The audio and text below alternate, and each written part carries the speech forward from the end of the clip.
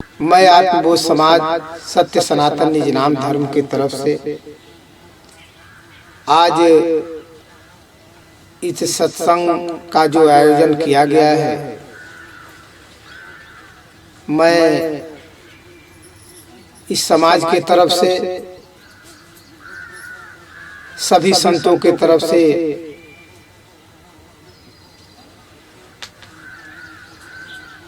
इस संसार को, सभी मनुष्य प्राणी को ये बताना चाहता हूँ कि इस धरा पर आज सभी लोग ज्ञान के लिए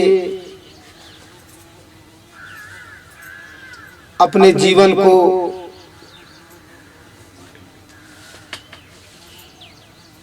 चलने के लिए जो तत्पर है, ज्ञान ढूंढने के लिए, ज्ञान को पाने के लिए, जीवन मरण से मुक्त होने के लिए जितने भी संसार के संत प्राणी हो या किसी भी संत महात्मा को मानने वाला हो, सभी लोग एक ही लक्ष्य को ढूंढने में लगे हैं।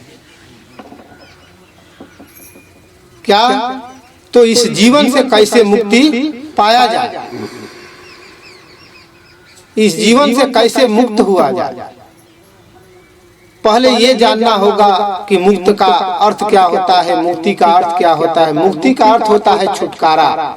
इस जीवन से कैसे छुटकारा मिले और अपने परम धाम को, अपने ब्रह्म स्वरूप को कैसे पाया जाए। हमारे तपस्वी, हमारे ऋषि मुनि, हमारे जितने भी भगवान पद पर आए सभी लोगों ने एक ही तरफ इशारा किया। किस तरफ? अपने कर्म के तरफ।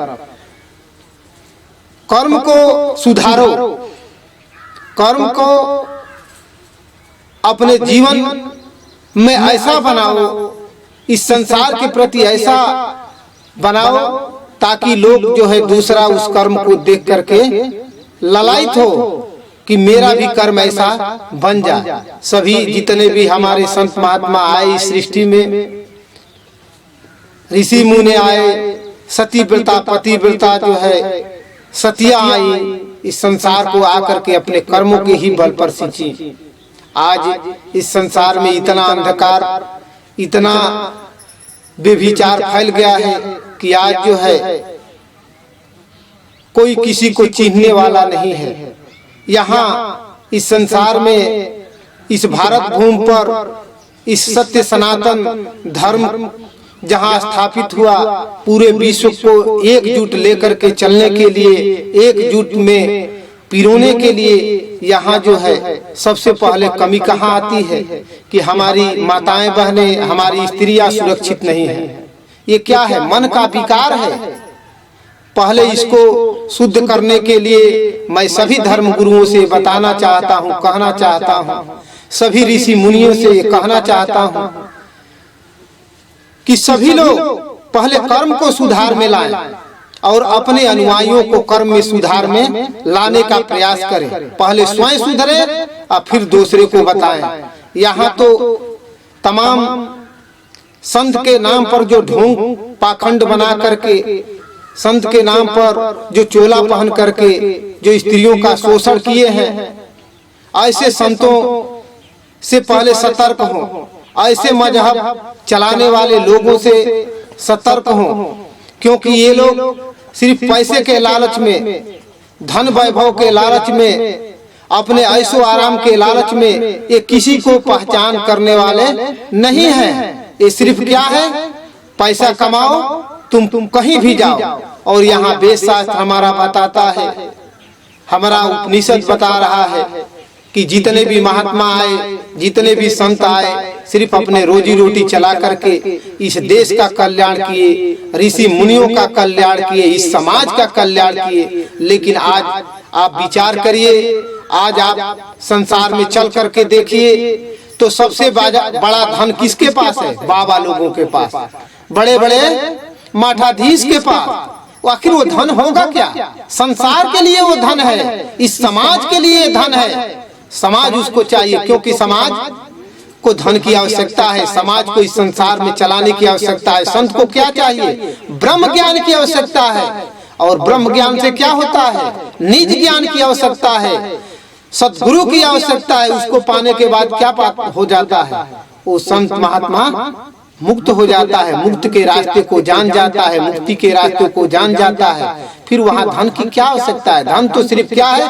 परिवार चलाने का एक साधन है, परिवार चलाने का एक रास्ता है, उतना ही उसको धन चाहिए। धन संसार को चाहिए, संसार के लोगों को चाहिए। वो उनको ऊंची ऊंची बिल्डिंग की आवश्यकता है, उनके बड़े बड़े गाड़ी घोड़ों की आवश्यकता है। तुमको जरूरत नहीं है संतों। आप लोगों को किसकी जरूरत है? उस ब्रह्मलीन होकर के उस परमात्मा स्वरूप शक्ति में समाहित होना और संसार को भी समाहित करना। लेकिन यहाँ क्या है? उससे सीधा जो है विपरीत। जितना भी हमारा वेद शास्त्र है, सभी ऋषि मुनियों ने एक झोपड़ी में रह करके, जमीन पर सो करके इस संसार का कल्याण किया। राजा बन करके भी राजा का जो है भोग जो है उस भौतिक सुख का भोग नहीं कर पाए, क्योंकि राजा जरूर बने लेकिन उस राजपाट में उलझे वो नहीं। लेकिन आप ये जितने भी बड़े बड़े लोग हैं क्या कर रहे हैं? संत का चोला पहन करके सबसे बड़ा भोग किसको चाहिए? इन लोगों को। तो फिर संसार कौन सा भोग पाएगा? संसार को कहां से भोग मिलेगा? जब संसार का सुख तुमको चाहिए, संसार का सुख संत को चाहिए, तो फिर संसार को भोग कौन सा चाहिए? तो तुम दोनों भोग के चक्कर में पड़े हो, तो तुम्हारे पास एक भी भोग नहीं मिलेगा। एक भी तुम्हारे पास जो चाहते हो कि तुम ब्रह्मज्ञानी बन जाओगे, चाहते हो कि तुम्हें ब्रह्म की प्राप्ति होगी, कभी नहीं हो पाएगी, क्योंकि ब्रह्म माया से अलग है, माया के ऊपर है। लेकिन माया को ही बस में कर करके ब्रह्म में जाया जा सकता है, और तुम सोचते हो माया ही ब्रह्म है। इसलिए संसार का कल्याण नहीं हो पा रहा है। इसलिए ऐसे पाखंडी, ऐसे मजहबी लोगों से सतर्क हो जाइए और सच्चे सतगुरु, सच्चे निज गुरु, सच्चे पाक गुरु की तलाश करिए। इस संसार में हमेशा सृष्टि में वो सतगुरु रहता है, हमेशा इस सृष्टि में निज गुरु रहता है, हमेशा सृष्टि में पाक गुरु रहता है। वैसे मोशिद रहते हैं, सिर्फ आपको तलाश करने की जरूरत है, गहराई में जाने की जरूरत है। गहरे पानी में जब बैठेंगे तो बड़ी मछली मिलेगी, किनारे बैठेंगे तो कहां से मिलेगी? वैसे ही इस संसार में ढूंढिए तो आपको वैसे सतगुरु की जरूर तलाश होगी, वैसे सतगुरु जरूर मिलेंगे। और जब वो मिलेंगे तो आपको जीवन जो भवबंधन है, जहां आप कहते हैं कि मैं इतना कर्म किया हूं, मुझे भी उसमें जाने का रास्ता, मैं भी ब्रह्म लीन होकर के उस अवस्था में जाना चाहता हूँ, उस परमात्मा से दर्शन करना चाहता हूँ, तो आप भी दर्शन कर लेंगे, आप भी उस प्रभु के शरणार्थ बन सकते हैं। लेकिन ढोंग पाखंड में नहीं। ये जितना भी नीचे का ज्ञान है, ये पढ़ाई है, इसको छोड़िए मत। मंदिर में जाना ये पढ़ाई है, लेकिन उस मंदिर में मत फंसिए, उसको खोजिए कि मंदिर में वो भगवान कौन सा ज्ञान जानते थे। वो सतीव्रता, पतिव्रता जो बहन हमारी स्त्रियां आई संसार में, जो बन करके आज पूजनीय है, वो कौन सा ज्ञान जानती थी? उस ज्ञान को ढूंढिए। संसार में हमेशा वो ज्ञान रहता है, कभी कम कभी ज्यादा। वो जनाने वाले हमेशा रहते हैं, कभी कम और ज्यादा। लेकिन वैसे संतों की जब तुम खोज करोगे, आप खोज करोगे, तब जाकर के तुम्हारा भी जीवन कल्याण होगा और इस संसार का भी जीवन कल्याण होगा। लेकिन आप क्या किए हैं? कोई नाच रहा है खूब अच्छा पहन करके, वहां भीड़ लगा करके आप देखने में लगे हैं कि ये भी सतगुरु है। सतगुरु नाचता है? ढोंगी पाखंडी नाचते हैं। किस सतगुरु का आप नाम लेंगे, आदिकाल से आज तक कौन सा सतगुरु नाच गाना किया है? कोई सतगुरु नहीं नाचा है। लेकिन आज तो मैं देखता हूँ स्टेज पर कोई कृष्ण बन करके नाच रहा है, कोई मुरलीधर करके नाच रहा है, कोई शंकर बन करके नाच रहा है। ये क्या है? ढोंग है, पाखंड है। संसार के लोगों को नाचना चाहिए, सतगुरु नहीं नाचता है। सतगुरु संसार को नचाता है अपने शक्ति के बल पर, अपने तपस्या के बल पर, अपने भक्ति के बल पर। लेकिन यहाँ न तपस्या है, न भक्ति है, न शक्ति है। क्या है? सिर्फ ढोंग है और पाखंड है। लोगों को फंसा करके, और लोग भी ऐसे अंधे प्राणी हैं कि उसी में फंसते जा रहे हैं, फंसते जा रहे हैं, फंसते जा रहे हैं। लोग कह रहे हैं कि मैं संसार से, उस परमात्मा से मुझे आदेश आता है तो मैं करता हूँ। कौन से? मैं पूछता हूँ कहाँ से परमात्मा से आदेश आता है?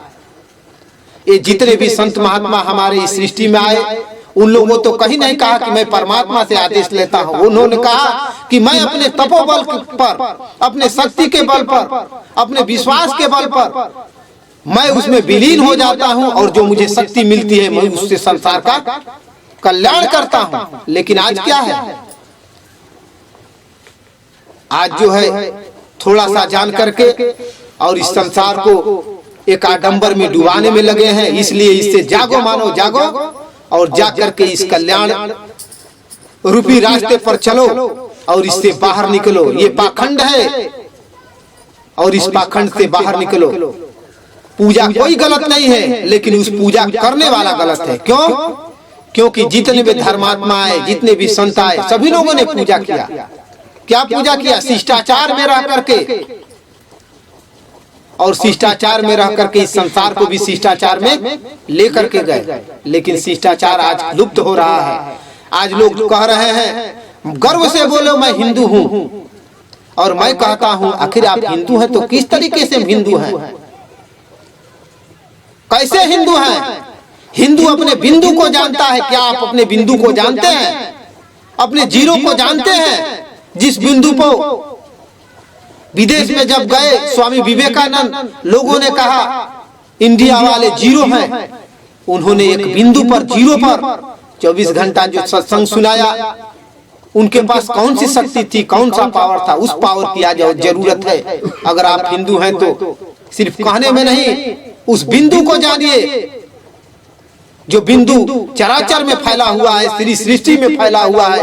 अगर वो बिंदु खत्म हो जाए, ये सृष्टि जो है निर्जीव हो जाएगी। इसलिए वो परमात्मा, वो शक्ति सबके अंदर विद्यमान है। सिर्फ क्या है? उसको खोजने की जरूरत है। वैसे सतगुरु की जरूरत है, वैसे निज गुरु की जरूरत है, वैसे पाक गुरु की जरूरत है, वैसे क्या है? भेदी की आवश्यकता है, जो भेद को जानता होगा।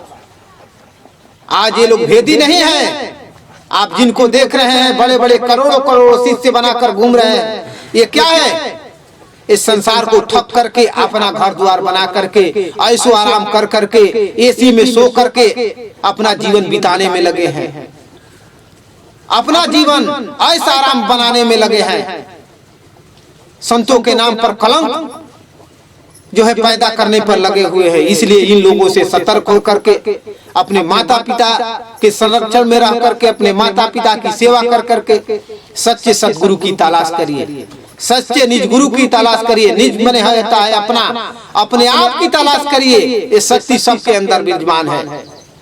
जब सबके अंदर विद्यमान है तो सतगुरु बताता है, वो कोई निज गुरु बताता है, कोई पाक गुरु बताता है। वैसे गुरु की तलाश करिए और तलाश कर करके सभी भाव बंधन, सभी आडंबर से आप मुक्त हो जाएंगे।